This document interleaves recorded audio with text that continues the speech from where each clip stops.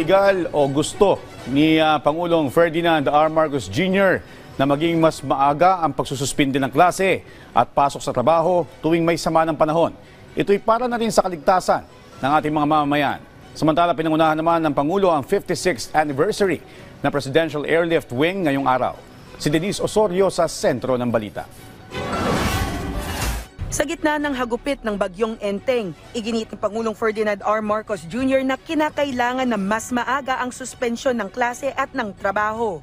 Ayon kay Pangulong Marcos, patuloy ang pagmamonitor ng kalagayan ng panahon, bagamat hindi malakas ang buhos ng ulan, kundi malakas na hangin ang problema ngayon. Unfortunately, pag tinitignan natin yung mga forecast, baka mas lalakas pa bukas dito sa Manila bago aakyat at tatawid ng Cagayan bago mag-head ng north. So, we are watching it.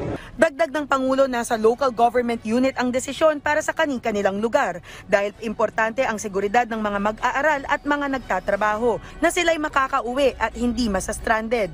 Ayon sa Pangulo, handa sila para sa kung anumang magiging sitwasyon at mayroon ng mga nakahandang mga pangangailangan upang agarang masuportahan ang mga kababayan nating nasalanta ng bagyo.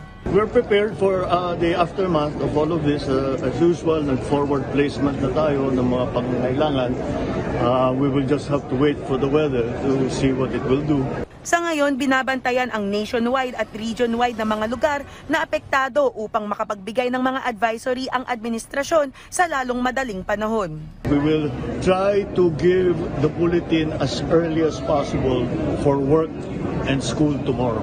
Ang instruction ko sa kanila, kung maaari, bago tayo matulog, alam na natin kung may pasok bukas o hindi, para makapag-adjust naman yung mga tao.